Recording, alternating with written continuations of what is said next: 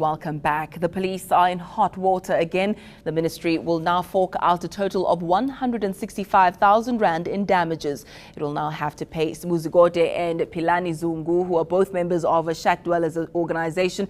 It will also have to pay a resident of the Kennedy Road informal settlement. Well, let's talk to one of the former presidents of Abahlali Basemjondolo, Zikode. Very good morning to you, sir. Now, you were allegedly assaulted by police when you and your colleague were on your way to a debate with the Housing MEC. Do you now feel vindicated? Good morning to you, Ayanda. Yes, we are very humbled by the court order yesterday. The Durban High Court has actually ordered the Minister of Police to pay damages claim for the damages, of course, that the South African Police Services have done to myself, Philani Zungu, and Nondomi Somge. So we are very happy that at last justice has been able to be done to us as well. And I think what is more important for us is that at least the case itself has been the case of principle and, of course, of dignity that many of us, particularly poor South Africans, the shack dwellers, have suffered in the hands of the police. Now, this is a bit of a David versus Goliath scenario. What made you stand up against police and pursue such a case? Well, for too long, we have seen many South Africans who seem to be confined in the dark corners of our society, particularly in the shacks and in rural areas, where the police have shown that they are law unto themselves, and when police have actually been used by senior political figures to further their political agendas. And of course, in this particular case, we know that the police were actually instructed by senior politicians in the KwaZulu-Natal government to actually do away with Abahlali Basemjondolo because they think they cannot eat well while Abahlali's voice is so heard. Will you be drawn on exactly who those political figures are who allegedly instigated this arrest?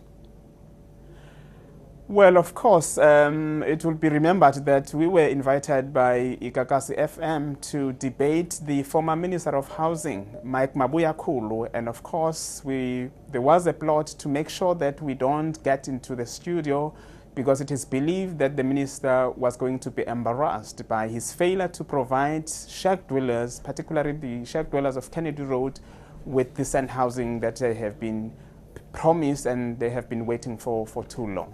Now, police have recently been accused of abusing their power. You were charged with criminal injury, assaulting a police officer, as well as resisting arrest. Now, these charges were later dropped by a prosecutor who believed that they don't warrant a prosecution. But I want to know from you, what do you make of those charges that the police leveled against you? Do you believe that they were a sign of abuse of power, perhaps a ploy to try and silence you? As I've said earlier on, the innocent police officers, as junior as they are, were actually being instructed by top politicians to make sure that our movement's voice is not only silenced, but Abahlali, the shack dwellers movement, is being destroyed, that we have no place in our society, that we should not voice out the demands of the shack dwellers and those who are sidelines in our society. So, of course, when they take these instructions, they tend to forget that the law has to remain. They forget that they are not the law unto themselves. And, of course, they abuse their own power. And we know that some of these police officers are actually criminals who are disguised under the South African police uniform. And it's about time that all South Africans, be there in the shacks or in transit camps, are able to speak and stand firm against what we call as the abuse of law by the police officers. Tell us a bit more about the kind of criminal activity that the police officers, or you allege at least the police officers, are guilty of participating in that part of the country, in KZN. Well, as it happened in my own experience, in my own incident, when we were actually tortured from the onset of the arrest, at the arrest scene, and of course when we were taken in the Sydenham Police Station, We were tortured in the manner that one would have seen in the old days of apartheid, especially in the hands of the senior police commissioner, who was the head of the police station, who actually perpetrated these crimes against us. And of course, Philani, went unconscious in that particular instance. So what happens here, each time the police see the poor people, they see criminals, by the way you look, by the way you present yourself.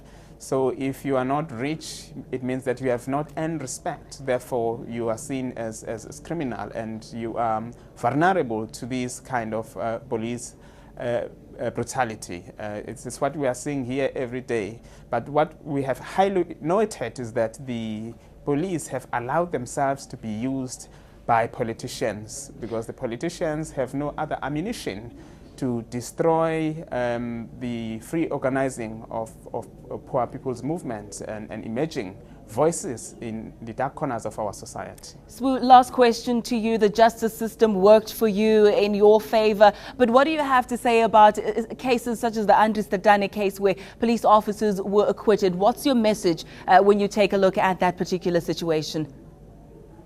Well, it is important for Abahlali baseMjondolo, the shackdwellers movement, to actually express our sincere gratitude to the Socio-Economic Rights Institute in Johannesburg, who have partnered in this journey with us as our legal team, but also to say that this victory is not only Abahlali's victory, but it's for all the social movements, the Western Cape Anti-Eviction Campaign, the Landless People's Movement, the Anti-Privatization Forum, the Unemployed People's Movement, and so on. So we are saying to the Tatane family and to all the victims of the Marikana miners that we stand firm for what is right, for what is fair for everyone, and we believe that Abahlali would also not rest in peace until justice is done to those families and to every corner of our country where the most vulnerable group of our society is violated. We are saying we are giving hope, and this particular victory